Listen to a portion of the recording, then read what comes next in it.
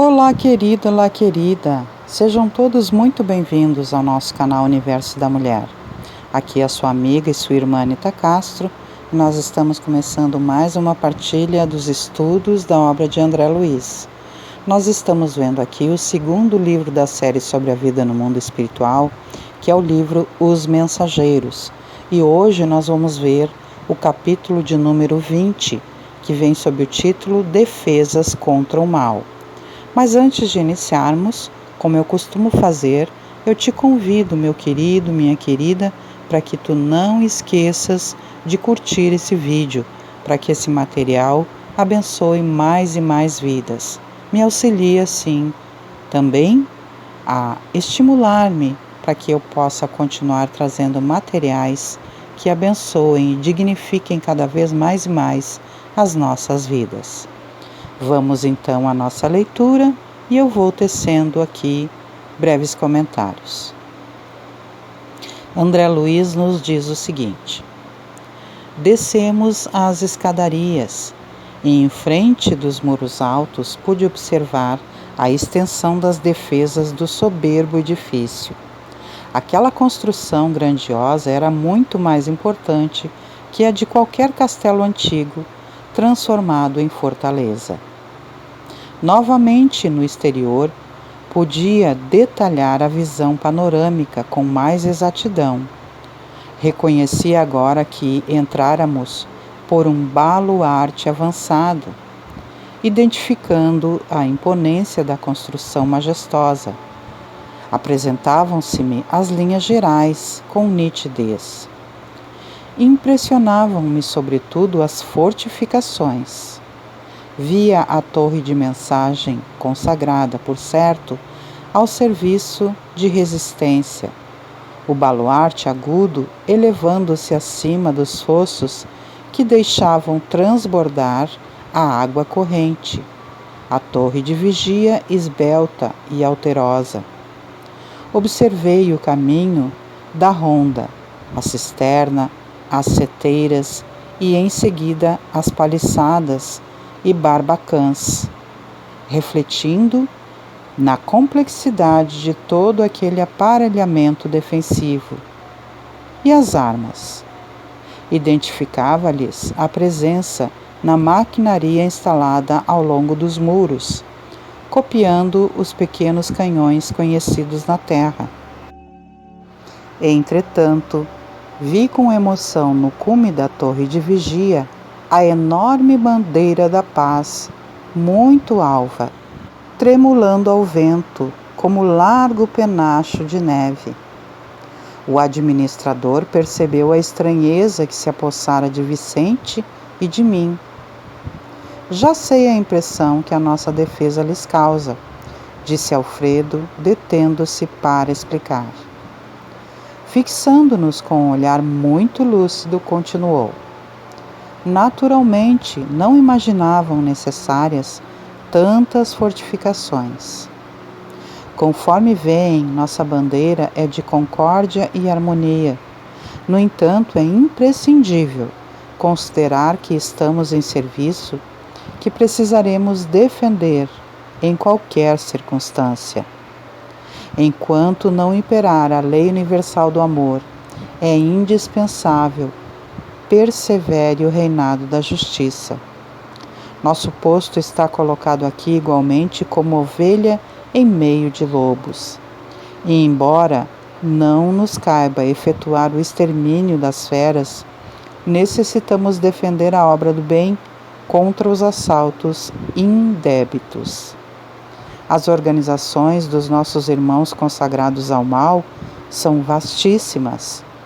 Não admitam a hipótese de serem todos eles ignorantes ou inconscientes. A maioria se constitui de perversos e criminosos. São entidades verdadeiramente diabólicas. Não tenham disso qualquer dúvida. Deus meu! Exclamou Vicente admirado. Mas por que se organizam deliberadamente para o mal? Não sabem, porventura, que todos os patrimônios universais pertencem à majestade divina? não reconhecem o soberano poder? Ah, meu amigo, falou Alfredo em tom grave. Fiz as mesmas perguntas quando aqui cheguei pela primeira vez. As respostas que tive foram incisivas e concludentes. Poderíamos, Vicente, formular na crosta as mesmas interrogações.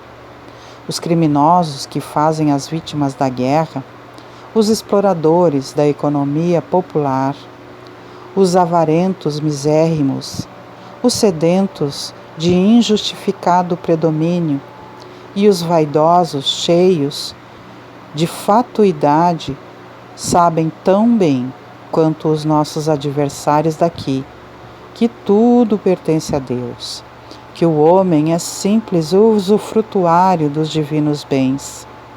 Não ignoram que os antepassados foram chamados à verdade e às contas pela morte e que eles seguirão os mesmos caminhos.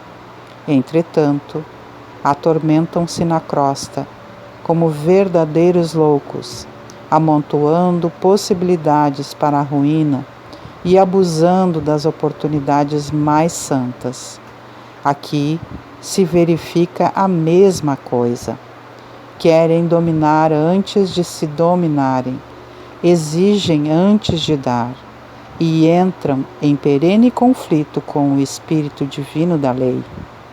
Estabelecido duelo entre a fantasia deles e a verdade do Pai, resistem às corrigendas do Senhor e transformam-se, esses desventurados, em verdadeiros gênios da sombra, até que um dia se decidam a novos rumos. Então, gente, olha só que interessante. Eles estão aqui, Vicente e André Luiz, no aprendizado junto a essa colônia, esse campo de proteção em meio às mais densas trevas do umbral. E ali então, esse local que parece um castelo, onde se abrigam espíritos que estão a serviço do bem naquele ambiente. Nesse local existem fortificações e proteções muito, muito amplas, inclusive armas defensivas. E André Luiz e Vicente ficaram então impressionados, intrigadíssimos com o que estavam vendo. Só que Alfredo, com muita boa vontade, explicou que isso é para a defesa daquele local e que poderia-se então comparar a situação desses seres que ali vivem no umbral, como também aqueles que praticam o mal aqui na Terra. Todos sabemos que tudo pertence a Deus, mas mesmo tendo consciência, as pessoas que praticam o mal, elas permanecem praticando o mal, porque são contrárias à lei divina. E, gente, não é porque nós desencarnamos que nós nos tornamos anjos automaticamente. Tudo é caminho de evolução, e mesmo esses espíritos contrários e maldosos, comparados, como se poderia dizer, aquilo que muitas pessoas entendem como demônios, devido à maldade que eles carregam no coração, esses espíritos também um dia evoluirão, mas não significa quando eles morrem, saindo do corpo físico e entrando na vida espiritual, que eles já mudaram. Todos nós carregamos as nossas essências. 1 minuto depois do nosso desencarne, 1 hora depois do nosso desencarne, nós somos os mesmos que fomos na Terra. Então esses espíritos contrários, eles permanecem, os criminosos, os maldosos, e eles têm organizações muito fortificadas, assim como os maldosos e criminosos aqui na Terra têm também. Então, não é que aqui o poder do bem esteja para agredir a eles, mas sim para defender as fortificações ali daqueles que estão a serviço do bem e a serviço do Senhor, porque esses espíritos contrários ainda estão aprofundados na maldade, e eles muitas vezes podem tentar invadir os ambientes de luz, destruindo com a obra do bem. porque é essa a intenção de todo aquele que é mau. Então, meu querido, minha querida, nós devemos trabalhar em favor do bem sempre, mas precisamos estar atentos àquilo que seja mal, para, com correção e justiça, corrigirmos e não deixarmos que a obra do bem seja destruída. Que é isso que nós estamos aprendendo aqui com esses espíritos que estão na vida espiritual, trabalhando em favor do bem, mas que estão nos ensinando que as defesas são necessárias. Não sejamos inocentes, sejamos prudentes, trabalhemos para o bem, reforçando as defesas contra o mal. Continuando então a nossa leitura, prossegue o seguinte: intrigado com as profundas observações, perguntei: mas como explicar as bases de semelhante atitude? Na Terra, compreendemos certos enganos, mas aqui...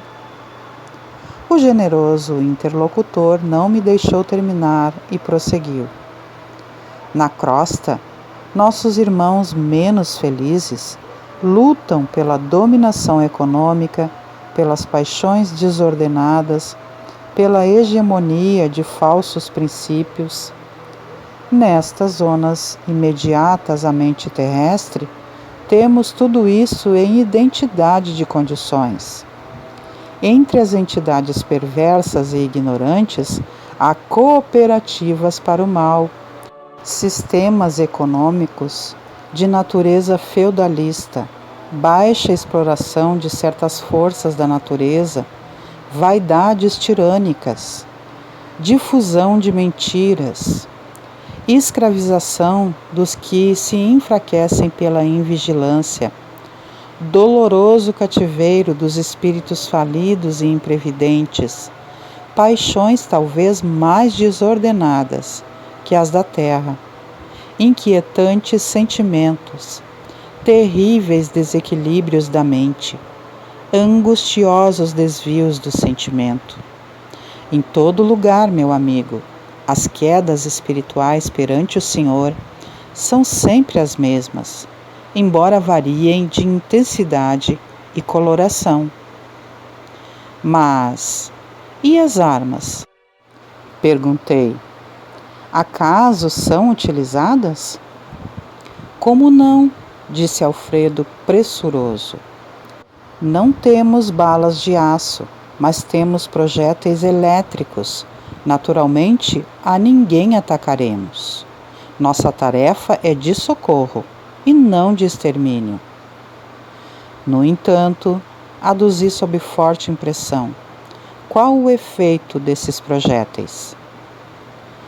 Assustam terrivelmente, respondeu ele sorrindo, e sobretudo demonstram as possibilidades de uma defesa que ultrapassa a ofensiva. Mas apenas assustam? Tornei a perguntar. Alfredo sorriu mais significativamente e acrescentou: poderiam causar a impressão de morte. Que diz? Exclamei com insofreável espanto. O administrador meditou alguns instantes e, ponderando, talvez a gravidade dos esclarecimentos, obtemperou. Meu amigo, se já não estamos na carne, busquemos desencarnar também os nossos pensamentos. As criaturas que se agarram aqui às impressões físicas estão sempre criando densidade para os seus veículos de manifestação, da mesma forma que os espíritos dedicados à região superior estão sempre purificando e elevando esses mesmos veículos. Nossos projéteis, portanto, expulsam os inimigos do bem através de vibrações do medo, mas poderiam causar a ilusão da morte, atuando sobre o corpo denso dos nossos semelhantes menos adiantados no caminho da vida. A morte física na Terra não é igualmente para a impressão, e ninguém desaparece. O fenômeno apenas de invisibilidade ou, por vezes, de ausência. Quanto à responsabilidade dos que matam, isto é outra coisa. E além desta observação, que é da alçada da justiça divina, temos a considerar igualmente que nesta esfera o corpo denso modificado pode ressurgir todos os dias pela matéria mental destinada à produção dele, enquanto que, para obter o corpo físico, almas há que trabalham, por vezes durante séculos. Vicente e eu caláramos estupefatos. Alfredo sorriu serenamente e perguntou bem-humorado: Vocês conhecem a lenda hindu da serpente e do santo? Ante a nossa expressão negativa, o administrador continuou: Contam as tradições populares da Índia que existia uma serpente venenosa em certo campo. Ninguém se aventurava a passar por lá, receando-lhe o assalto. Mas um santo homem a serviço de Deus buscou a região, mais confiado no Senhor que em si mesmo.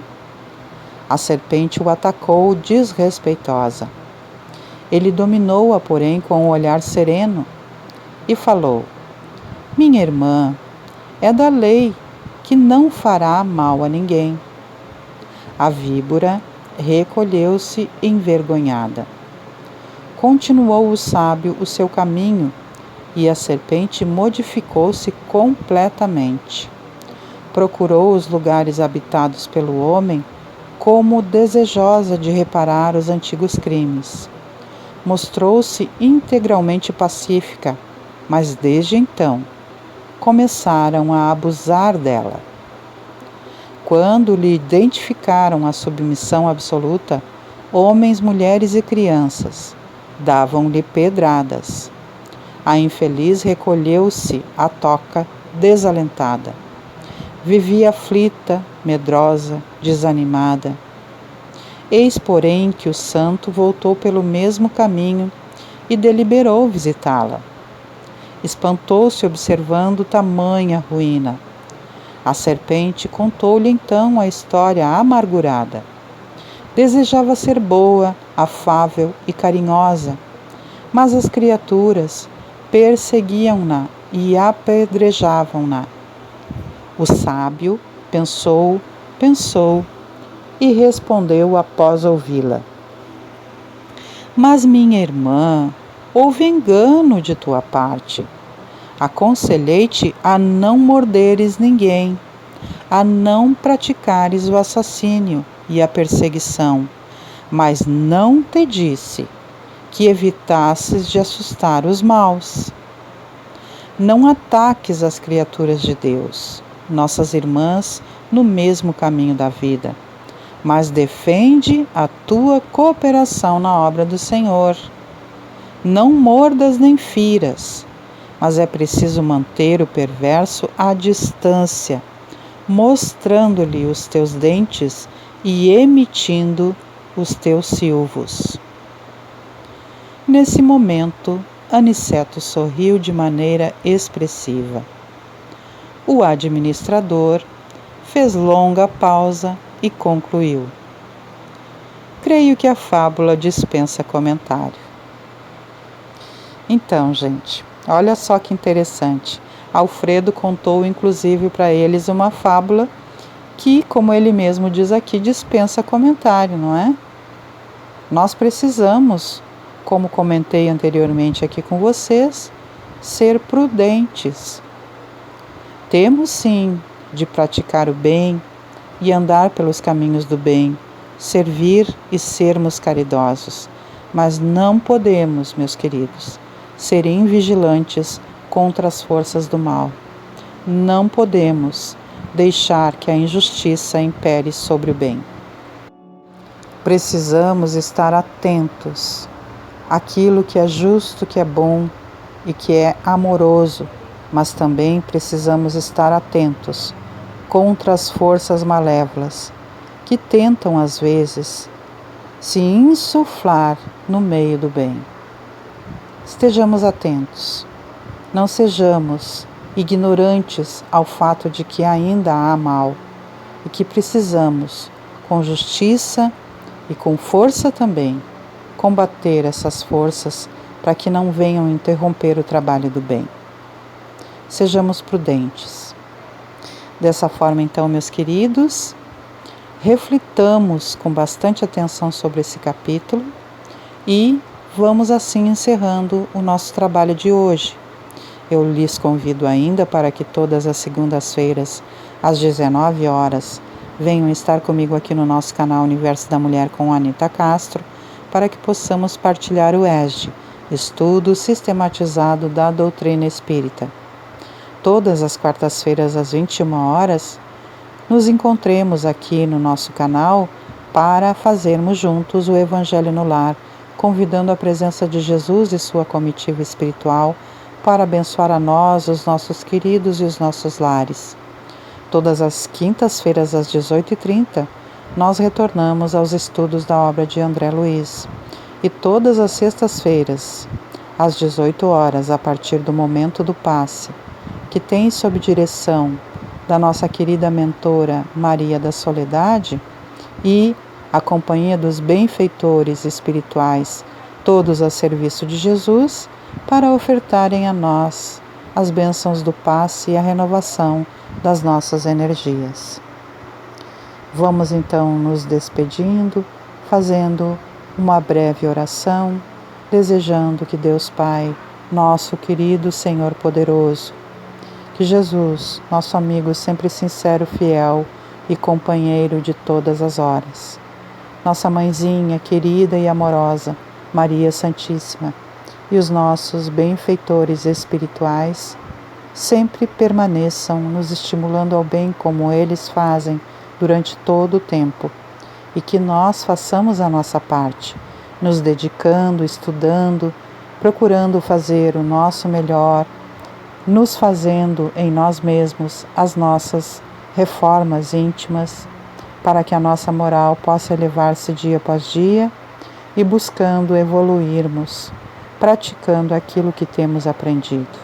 Assim, estaremos valorizando esse amor infinito que nunca nos desampara, nem nos deixa a nossa própria debilidade. Deixo assim um grande beijo no coração de todos e me despeço, meus queridos e minhas queridas.